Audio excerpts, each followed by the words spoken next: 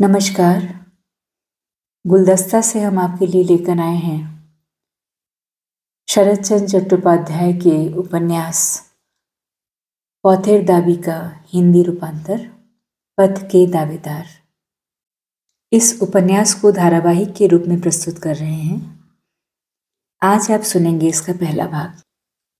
यह उपन्यास क्रांतिकारी गतिविधियों और तत्कालीन सामाजिक बुराइयों जैसे छुआछूत और जातिवाद पर आधारित है। शरत चंद्र ने इस उपन्यास में बंगाल के क्रांतिकारी आंदोलन की पृष्ठभूमि का उपयोग किया है। पौथेर दाबी उपन्यास सम्राट स्वर्गीय श्री शरत चंद्र चट्टोपाध्याय की सर्वश्रेष्ठ रचना है। शरद बाबू के उच्च कोटि के मौलिक स्वदेशानुराग और देश सेवा के भावों से ओतप्रोत होने के कारण इस उपन्यास का बड़ा महत्व समझा जाता है। तो आइए सुनते हैं पथ के दावेदार का पहला भाग। अपूर्व के मित्र मजाक करते, तुमने एमएससी पास कर लिया, लेकिन तुम्हारे सिर पर इतनी लंबी चोटी है। क्या चोटी के द्वारा दिमाग में बिजली की तरंगें आती जाती रहती हैं? अपूर्व उत्तर देता, एमएससी की किताबों में चोटी के विरुद्ध तो कुछ लिखा नहीं मिलता, फिर बिजली की तरंगों के संचार के इतिहास का तो अभी आरंभ ही नहीं हुआ है। विश्वास न हो तो एमएससी पढ़ने वालों से पूछकर देख लो। मित्र कहते, तुम्हारे साथ तर्क करना बेकार है। अपूर्व हंसकर कहता, ये बात सच है, फिर भी तुम्हें अक्ल नहीं आती। अपूर्व सिर पर चोटी रखे कॉलेज में छात्रवृत्ति और मेडल प्राप्त करके परीक्षाएं भी पास करता रहा और घर में एकादशी आदि व्रत और संध्या पूजा आदि नित्य कर्म भी करता रहा।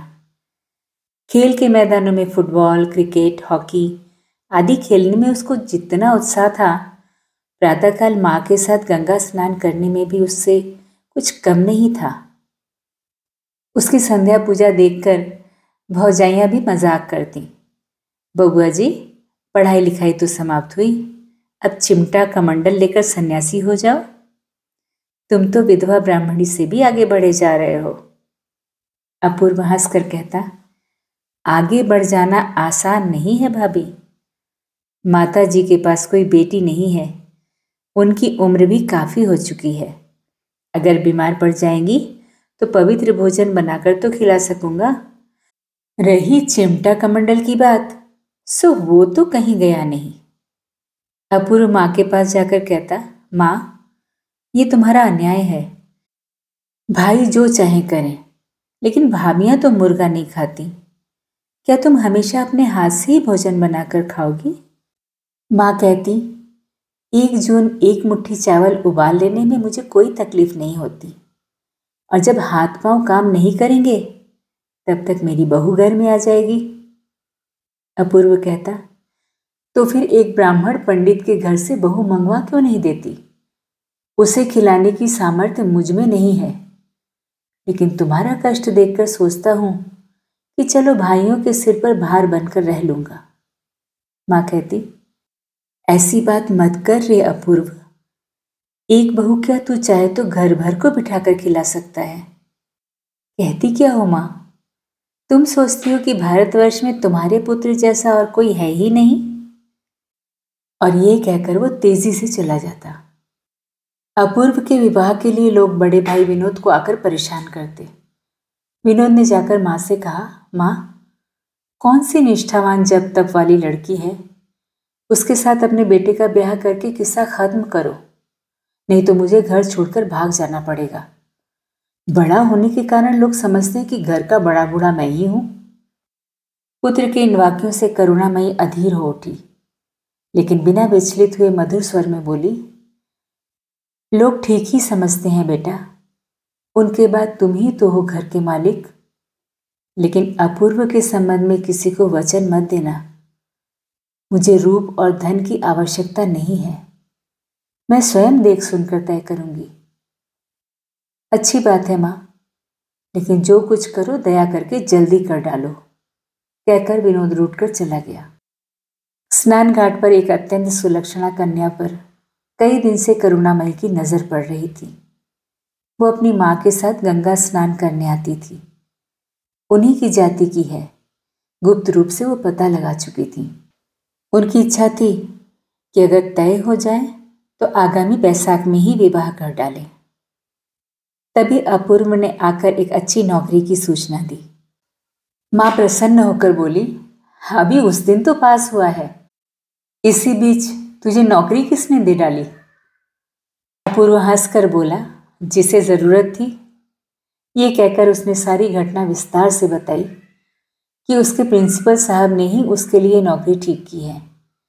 बोथा कंपनी में बर्मा के रंगून शहर में एक नया कार्यालय खुला है। वो किसी सुशिक्षित और ईमानदार बंगाली युवक को उस कार्यालय का सारा उत्तरदायित्व देकर भेजना चाहती है।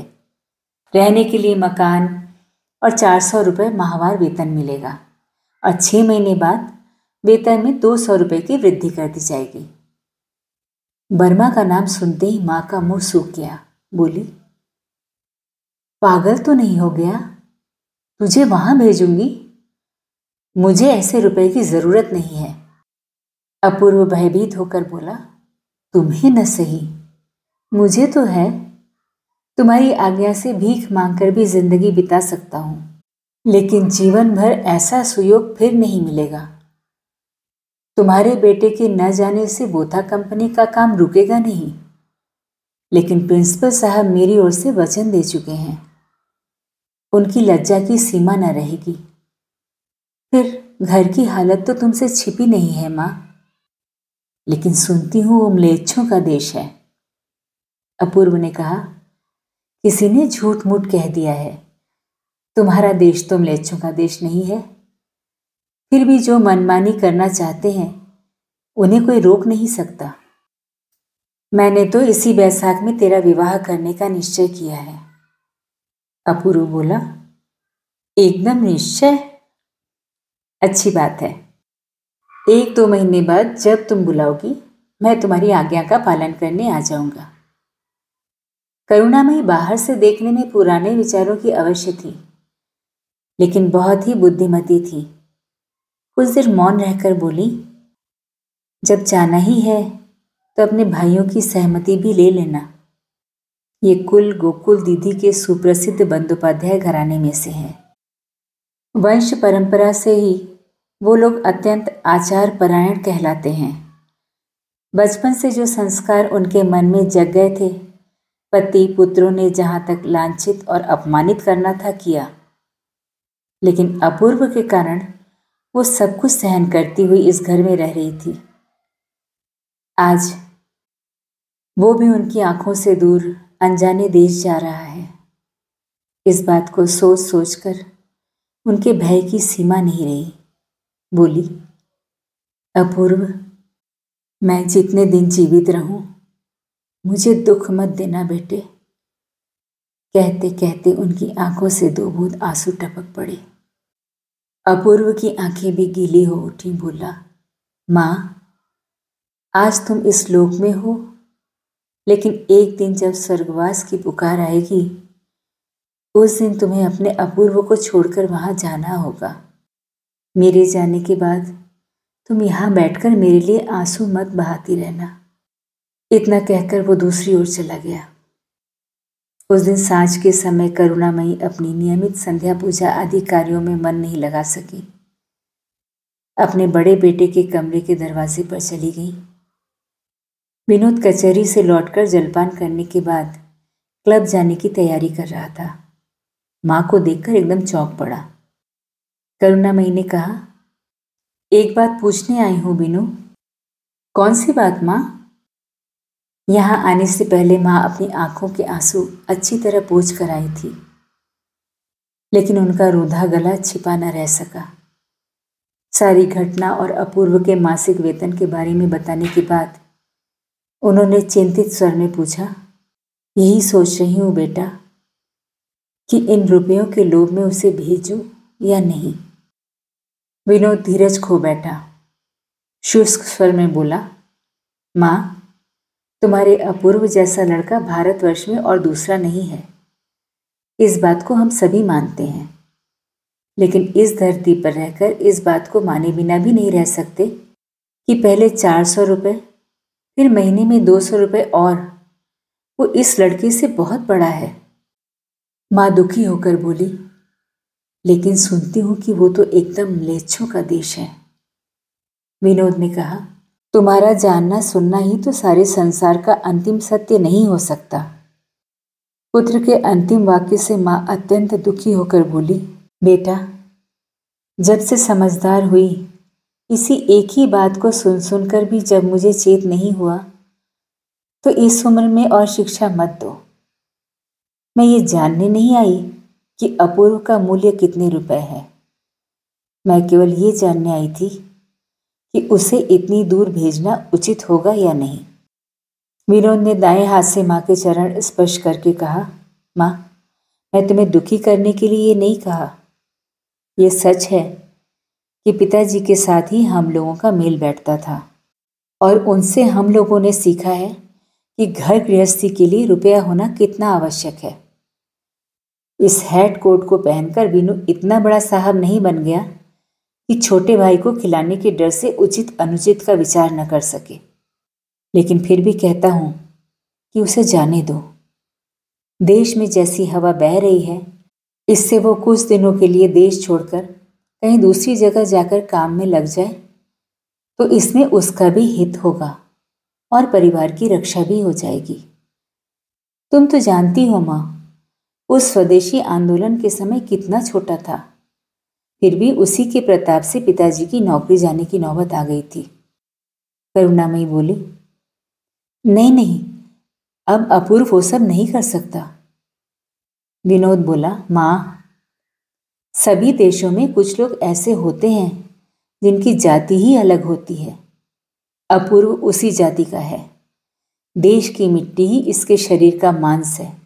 देश का जल ही इनकी धमनियों का रक्त है।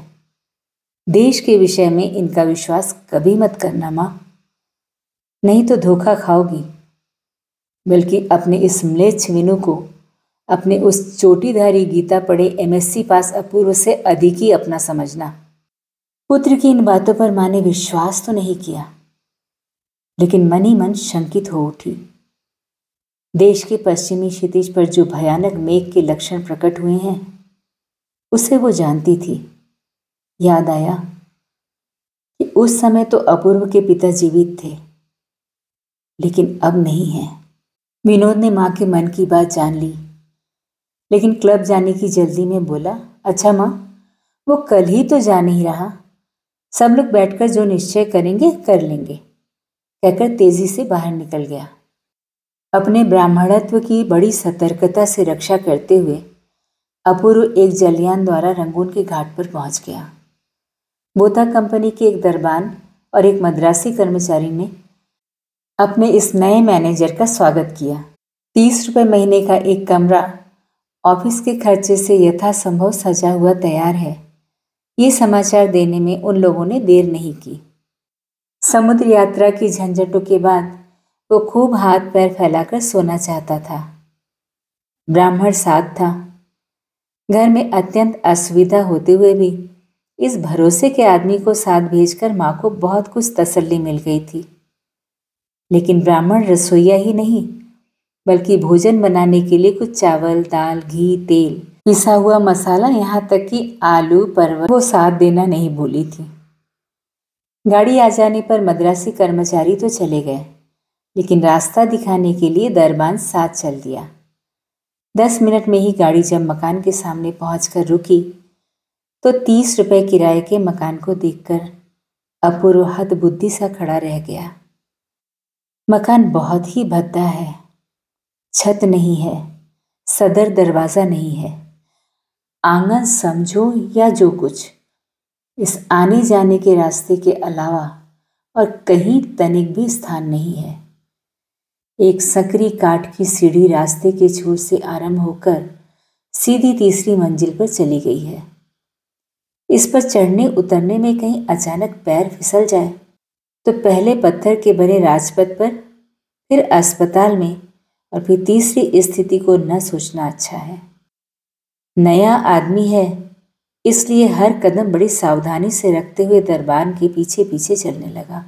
दरबान ने ऊपर चढ़ने के बाद दाईं ओर में 2 मंजिले के एक दरवाजे को खोलकर बताया, साहब, यही आपके रहने का कमरा है।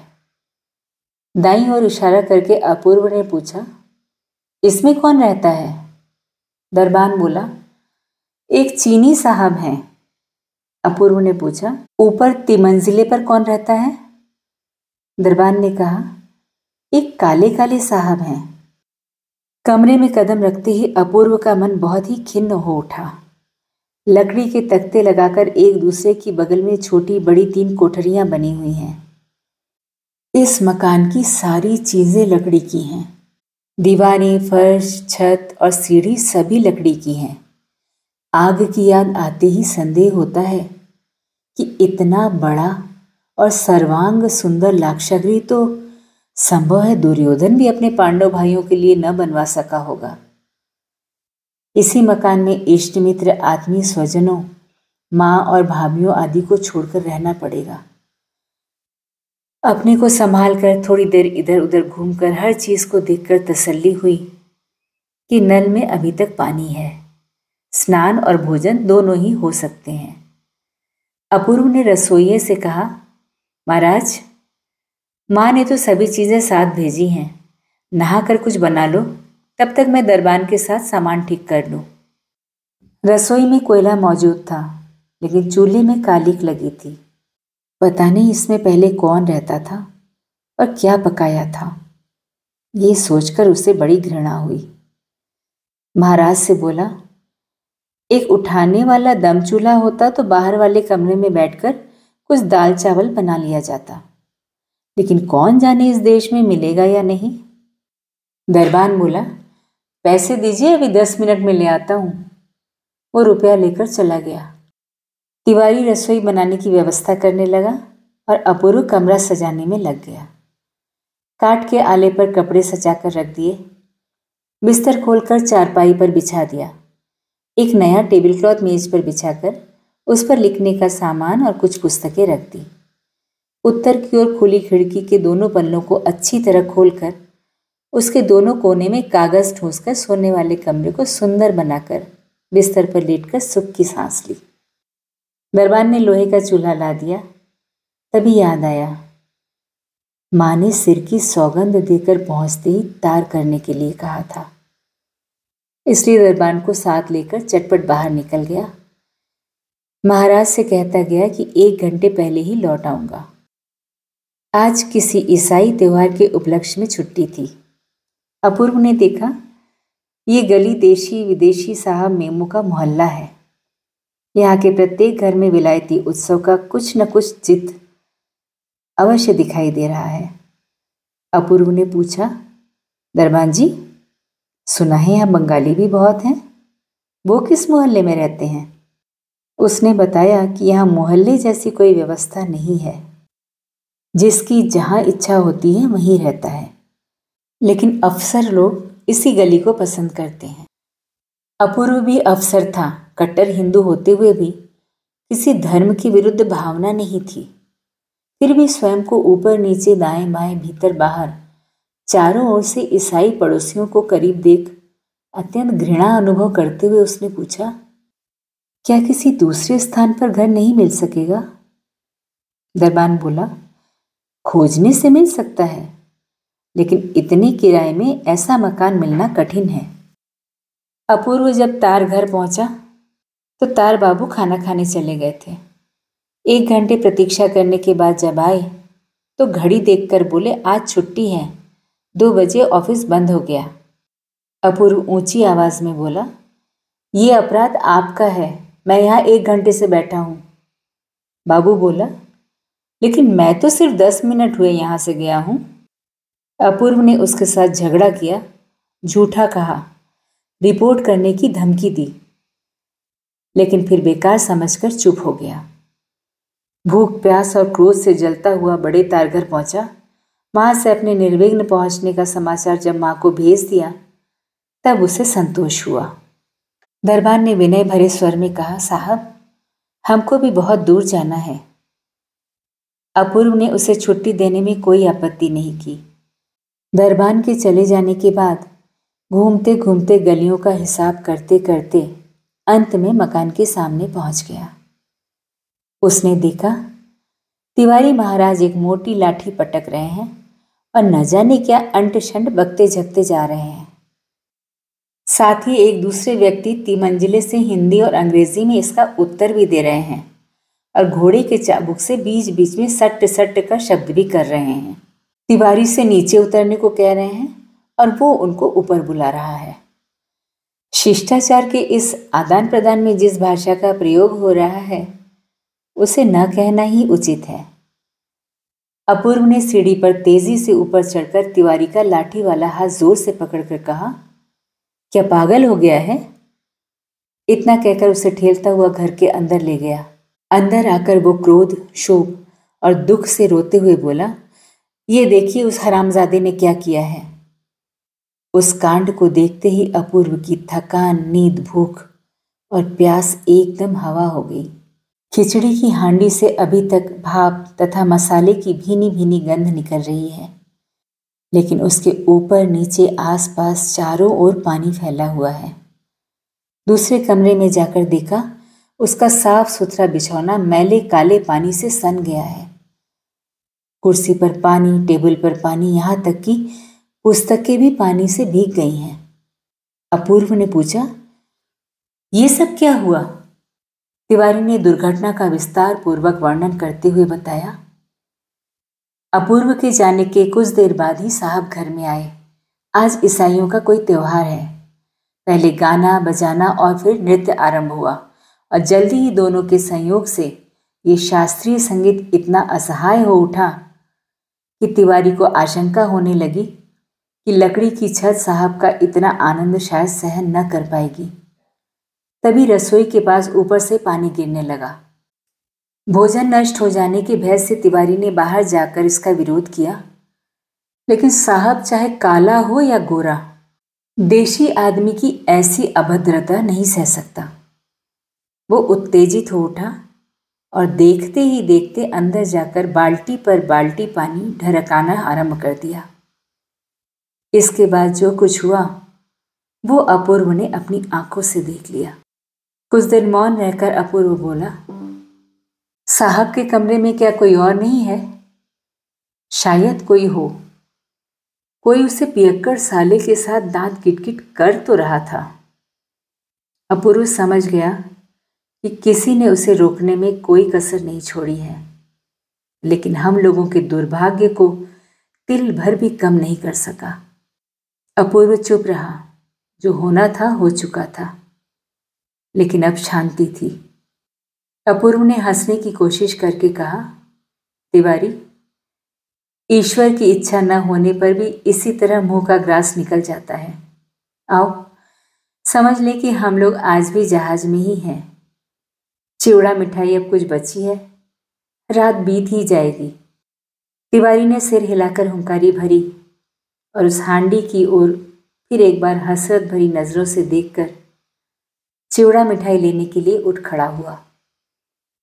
सौभाग्य से खाने पीने के सामान का संदूक रसोई घर के कोने में रखा था, इसलिए ईसाई का पानी इसे अपवित्र नहीं कर पाया था। फलाहार जुटाते हुए तिवारी ने रसोई घर से कहा, बाबू, यहां तो रहना हो नहीं सकेगा। अपूर्व अन्य मनस्क भाव से बोला, हाँ, लगता तो ऐसा ही है। तिवारी उसके परिवार का पुराना नौकर है। आते समय उसका हाथ पकड़कर माँ ने जो बातें समझाकर बताई थी, उन्हीं को याद कर उद्विग्न स्वर में बोला, नहीं बाबू, इस घर में अब एक दिन भी नहीं। क्रोध में आकर काम अच्छा नहीं हुआ। मैंने साहब को गालियां दी हैं। अपूर्व ने कहा, उसे गालियां न देकर मारना ठीक था। तिवारी में अब क्रोध के स्थान पर सद्बुद्धि पैदा हो रही थी। हम लोग बंगाली हैं। अपूर्व मौन ही रहा। साहस पाकर तिवारी ने पूछा, ऑफिस के दरबान जी से कहकर कल सवेरे ही क्या इस घर को छोड़ा नहीं जा सकता? मेरा तो विचार है कि छोड़ देना ही ठीक होगा। अपूर्व ने कहा, अच्छी बात है, देखा जाएगा। दुर्जनों के प्रति उसे कोई शिकायत नहीं। समय नष्ट न करके चुपचाप जगह छोड़ देना ही उसने उचित समझ लिया है। बोला, अच्छी बात है, ऐसा ही होगा। तुम भोजन आदि का प्रबंध करो। अभी करता हूँ बाबू, कहकर कुछ निश्चिंत होकर अपने काम में लग गया। लेकिन उसी की बातों का सूत्र पकड़कर ऊपर वाले फिरंगी का दुर्व्यवहार याद कर अचानक अपूर्व का समूचा बदन क्रोध से जलने लगा। मन में विचार आया कि हम लोगों ने चुपचाप बिना कुछ सोचे समझे इसे सहन कर लेना ही अपना कर्तव्य समझ लिया है। इसीलिए दूसरों को चोट पहुंचाने का अधिकार स्वयं ही दृढ़ और उग्र हो उठा है। इसीलिए तो आज मेरा नौकर भी मुझको तुरंत भागकर आत्महत्या करने का उपदेश देने का साहस कर रहा है। तिवारी बेचारा रसोई घर में फलाहार ठीक कर रहा था। वो जान भी न सका। उसकी लाठी लेकर अपूर्व बिना आहट किए धीरे धीरे बाहर निकला और सीढ़ियों से ऊपर चढ़ गया। दूसरी मंजिल पर साहब के बंद द्वार को खटखटाना आरंभ किया। कुछ देर बाद एक भयभीत नारी कंठ ने अंग्रेजी में कहा, कौन है? मैं नीचे रहता हूं और उस आदमी को देखना चाहता हूं। क्यों? उसे दिखाना है कि उसने मेरा कितना नुकसान किया है। वो सो रहे हैं। अपूर्व ने कठोर स्वर में कहा, जगा दीजिए। ये सोने का समय नहीं है। रात को सोते समय मैं तंग करने नहीं आऊंगा, लेकिन इस समय उसके मुंह से उत्तर सुने बिना नहीं जाऊंगा। लेकिन न तो द्वार ही खुला और न ही कोई उत्तर ही आया। 2-1 मिनट प्रतीक्षा करने के बाद अपूर्व ने फिर चिल्लाकर कहा, मुझे जाना है, उसे बाहर भेजिए। इस बार वो विनम्र और मधुर नारी स्वर द्वार के समीप सुनाई दिया। मैं उनकी लड़की हूं, पिताजी की ओर से क्षमा मांगती हूं। उन्होंने जो कुछ किया है सचेत अवस्था में नहीं किया। आप विश्वास रखिए, आपकी जो हानि हुई है कल हम उसे यथाशक्ति पूरी कर देंगे। लड़की के स्वर से अपूर्व कुछ नर्म पड़ गया, लेकिन उसका क्रोध कम नहीं हुआ। बोला, उन्होंने बर्बर की तरह मेरा बहुत नुकसान किया, उसे भी अधिक उत्पात किया है। मैं विदेशी आदमी हूं, लेकिन आशा करता हूं कि कल सुबह मुझसे स्वयं मिलकर इस झगड़े को समाप्त कर लेने की कोशिश करेंगे। लड़की ने कहा, अच्छी बात है। फिर कुछ देर चुप रहकर बोली, आपकी तरह हम लोग भी यहाँ बिल्कुल नए हैं। कल शाम को ही मालपेन से आए हैं।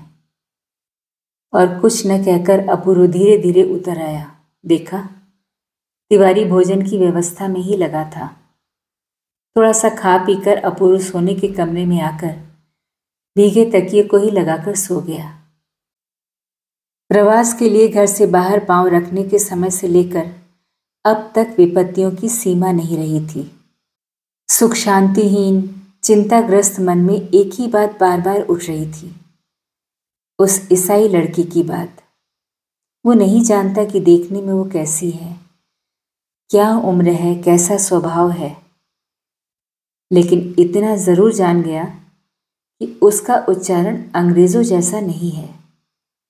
और जो भी हो, ईसाई के नाते स्वयं को राजा की जाति का समझकर पिता की भांति घमंडी नहीं है। अपने पिता के अन्याय तथा उत्पात के लिए उसने लज्जा अनुभव की है। उसकी भयभीत विनम्र स्वर में क्षमा याचना उसे अपने कर्कश तथा तीव्र अभियोग की तुलना में असंगत सी लगी। उसका स्वभाव उग्र नहीं है, कड़ी बात कहने में उसे हिचक होती है। तभी बिहारी का मोटा कंठस्वर उसके कानों तक पहुंचा। वो कह रहा था, नहीं मेम साहब, ये आप ले जाइए, बाबू भोजन कर चुके, हम लोग ये सब छूते तक नहीं। अपूर्व उठ बैठा और उस ईसाई लड़की के शब्दों को कान लगाकर सुनने की कोशिश करने लगा। तिवारी बोला, कौन कहता है हमने भोजन नहीं किया? ये आप ले जाइए, बाबू सुनेंगे तो नाराज होंगे। अपूर्व ने धीरे धीरे बाहर आकर पूछा, क्या बात है तिवारी? लड़की जल्दी से पीछे हट गई। शाम हो चली थी, लेकिन कहीं भी रोशनी नहीं जली थी। लड़की का रंग अंग्रेजों जैसा सफेद नहीं है, लेकिन खूब साफ है। उम्र 19-20 या कुछ अधिक होगी। कुछ लंबी होने से दुबली जान पड़ती है। ऊपरी होंठ के नीचे सामने के दोनों दांतों को कुछ ऊंचा न समझा जाए तो चेहरे की बनावट अच्छी है। पैरों में चप्पल, शरीर पर भड़कीली सी साड़ी, चाल ढाल कुछ बंगाली और कुछ पारसी जान पड़ती है। एक डाली में कुछ नारंगी, नाशपाती, 2-4 अनार और अंगूर का एक गुच्छा सामने धरती पर रखे हैं। अपूर्व ने पूछा, ये सब क्या है?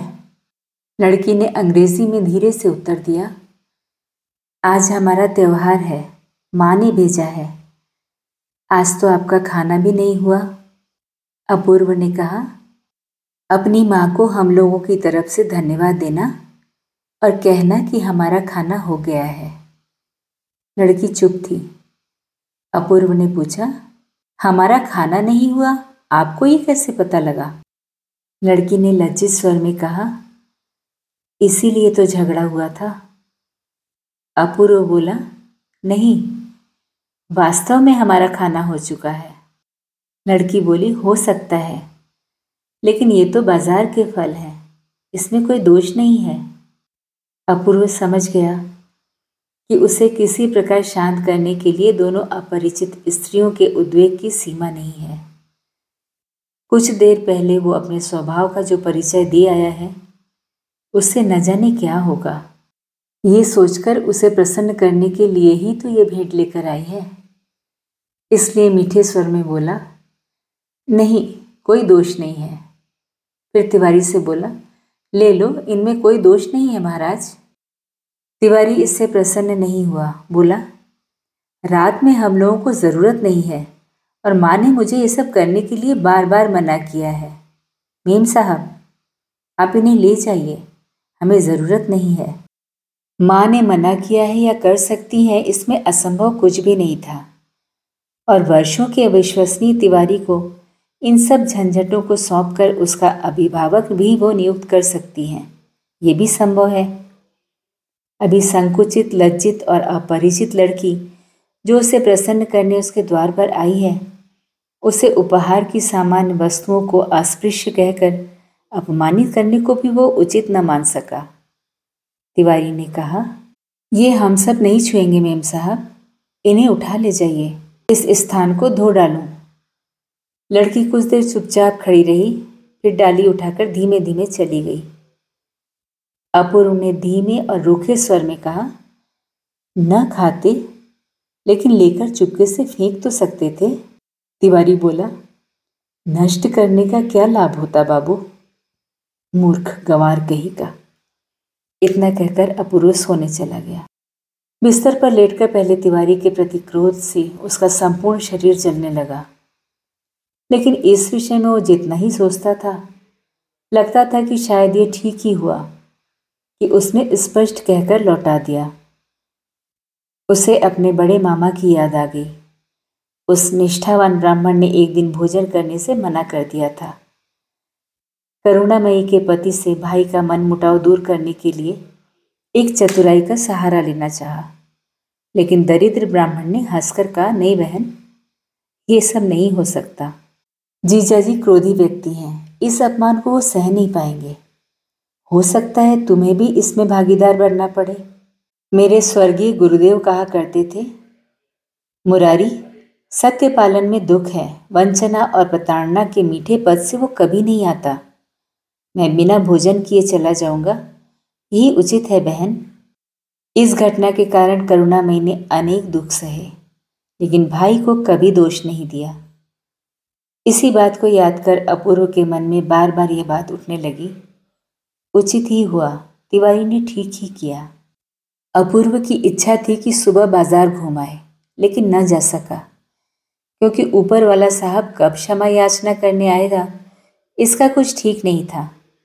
वो आएगा अवश्य, इसमें कोई संदेह नहीं था। आज जब उसका नशा टूटेगा तब उसकी पत्नी और बेटी उसे किसी भी दशा में छोड़ेंगी नहीं, क्योंकि उनके द्वारा ऐसा संकेत वो कल ही पा चुका था। नींद टूटने के बाद से वो लड़की कई बार याद आई। नींद में भी उसकी भद्रता, सौजन्यता और उसका विनम्र कंठ स्वर कानों में एक परिचित सुर की भांति आते जाते रहे। अपने शराबी पिता के दुराचार के कारण उस लड़की की लज्जा की सीमा नहीं थी। मूर्ख तिवारी के रूखे व्यवहार से अपूर्व भी लज्जा अनुभव कर रहा था। अचानक सिर के ऊपर पड़ोसियों के जाग उठने की आहट आई और प्रत्येक आहट से वो आशा करने लगा कि साहब उसके द्वार पर आकर खड़ा है। क्षमा तो वो करेगा ही, ये निश्चित है, लेकिन विगत दिन की विभत्सता क्या करने से सरल और सामान्य होकर विषाद का चिद्ध मिटा देगी, यही उसकी चिंता का विषय था। आशा और उद्वेग के साथ प्रतीक्षा करते करते जब 9 बज गए तो सुना साहब नीचे उतर रहे हैं। उनके पीछे भी 2 पैरों का शब्द सुनाई दिया। थोड़ी देर बाद ही उनके द्वार पर लोहे का कड़ा जोर से बज उठा। तिवारी ने आकर कहा, बाबू, ऊपर वाला साहब कड़ा हिला रहा है। अपूर्व ने कहा, दरवाज़ा खोलकर उनको आने दो।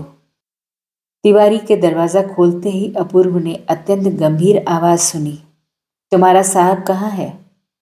उत्तर में तिवारी ने कहा, ठीक ठाक सुनाई नहीं पड़ा। स्वर से अपूर्व चौंक पड़ा। बाप रे, ये क्या सामान्य कंठ स्वर है? सोचा, शायद साहब ने सवेरे उठते ही शराब पी ली है, इसलिए इस समय जाना उचित है या नहीं। सोचने से पहले ही फिर उधर से आदेश हुआ, बुलाओ जल्दी। अपूर्व धीरे धीरे पास जाकर खड़ा हो गया। साहब ने एक पल उसे ऊपर से नीचे तक देखकर अंग्रेजी में पूछा, अंग्रेजी जानते हो? जानता हूं। मेरे सो जाने के बाद कल तुम ऊपर गए थे? जी हाँ। लाठी ठोकी थी? अनाधिकार प्रवेश करने के लिए दरवाजा तोड़ने की कोशिश की थी? अपूर्व विस्मय के मारे स्तब्ध हो गया। साहब ने कहा, संयोग से दरवाजा खुला होता तो तुम कमरे में घुसकर मेरी पत्नी या बेटी पर आक्रमण कर बैठते, इसीलिए मेरे जागते रहने पर भी नहीं गए।